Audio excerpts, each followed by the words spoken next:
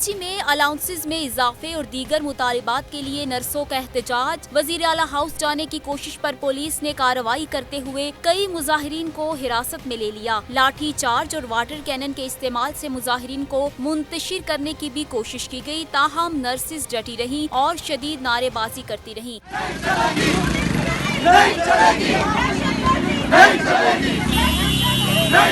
एहतजाजी nurses की red zone की जानिब पेशकदमी की गई। रेंजर्स की नफरी भी प्रेस क्लब के करीब तलब कर ली गई। इस मौके पर लेडी पुलिस एहलकार भी मौजूद थी। कराची प्रेस क्लब के अतराफ पुलिस की भारी नफरी तैनात थी।